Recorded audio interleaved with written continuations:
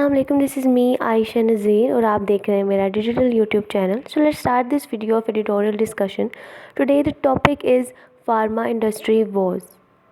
اس editorial میں بات کی گئی ہے کہ آنے والے مہینوں میں ہو سکتا ہے کہ ہمارے ملک میں میڈیسن اور میڈیکل سروسز کی شارٹیج کا سامنا ہو، کیونکہ جو لوکل بینکس ہیں انہوں نے LCS جنہیں ہم لیٹر آف کریڈٹ کہتے ہیں، جن کو میڈیسنز، را مٹیریل اور میڈیکل ڈیوائسز کی امپورٹ کے لیے استعمال کیا جاتا ہے، لوکل بینکس نے ان کو بند کر دیا ہے. جو لوکل بینکس ہیں وہ کسی بھی قسم کی LCS کی اوپننگ جو ہے وہ الاؤ نہیں کر رہے ہیں. ایک رپورٹ کے مطابق جو اسٹیٹ بینک آف پاکستان ہے اس نے وربلی جتنے بھی لوکل بینک ہیں ہمارے ملک میں ان کو LCS نہ اوپن کرنے کے لیے کہا ہے، تاکہ کسی بھی قسم کی مٹیریل کی امپورٹ نہ کی جا سکے، کیونکہ ہمارے ملک میں ڈالر کی شارٹیج ہو گئی ہے. اگر دیکھا جائے تو یہ ایک کنسرننگ ڈیولپمنٹ ہے، کیونکہ جو فارما انڈسٹری ہے ہمارے ملک کی، اس کی آلریڈی آن گوئنگ ایشوز چل رہے ہیں اتھارٹیز کے ساتھ، جن کے اندر فی الحال کسی قسم کا کوئی جو ہے وہ ریزولوشن دیکھنے میں نہیں آیا، وہ سولٹ آؤٹ نہیں ہوئے ہیں. اینڈ دین اس کے بعد اب یہ تو اس حساب سے اس کو ایک کنسرننگ ڈیولپمنٹ سمجھا جا رہا ہے.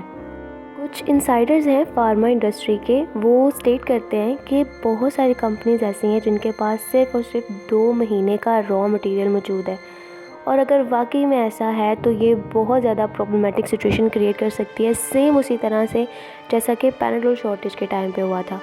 جبکہ جو پیناڈول کا ایشو تھا وہ شارٹیج کا نہیں تھا، وہ اوور پرائسنگ کی وجہ سے تھا.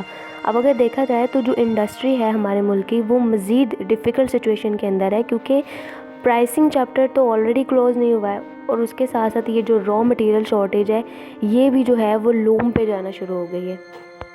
تو بتایا یہی جاتا ہے کہ جو لوکلائزیشن ہے را مٹیریلز کی وہ ایک دن میں تو پاسبل ہے ہی نہیں، اور جو بلینکٹ لوکلائزیشن پالیسی ہم استعمال کرتے ہیں، ہم امپلیمنٹ کرتے ہیں، وہ بھی ہمیشہ کے لیے فیسیبل نہیں ہے.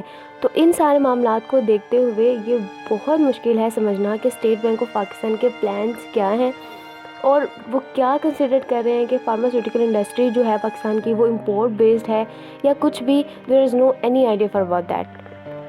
اتھارٹیز کی طرف سے انڈسٹری میں مس مینجمنٹ ہوئی، جو کہ سو کرٹیکل ہے اور ایک سیریس قسم کی پریشانی ہے.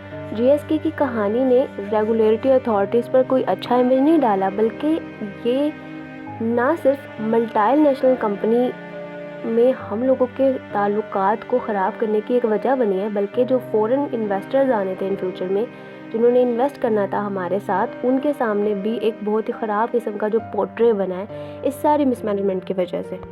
اب ظاہر ہے کہ کوئی بھی فارما انڈسٹری کی ریگولیشن کے اوپر بات نہیں کرنا چاہتا، آرگیو نہیں کرنا چاہتا، لیکن جو گورنمنٹ ہے اس کو بھی اپنے آبجیکٹیو کے الائن رکھتے ہوئے ہی اسٹیک ہولڈرز کو رکھنا چاہیے، اور اس چیز کو انشور کرنا چاہیے کہ جو اسینشیل ڈرگز ہیں ان کو افورڈیبل اور اسیسیبل بنا کے پبلک کے لیے پرووائڈ کیا جانا چاہیے. ریگولیٹری اسٹرکچرز کو کمپیٹیٹیونیس اور سسٹینیبلٹی کو پروموٹ کرنا چاہیے، الاؤ کرنا چاہیے، تاکہ ریسرچ کو، انوویشن کو اور انڈسٹری ڈیولپمنٹ کو انکریج کیا جا سکے. تو یہ کچھ امپورٹنٹ ووکیبلری ورڈز ہیں جنہیں اس ایڈیٹوریل سے ایکسٹریکٹ کیا گیا ہے. سو یہ تھا آج کا ایڈیٹوریل. امید کرتی ہوں کہ آپ لوگوں کے لیے فروٹفل رہا ہوگا. ملتے ہیں نیکسٹ ویڈیو میں.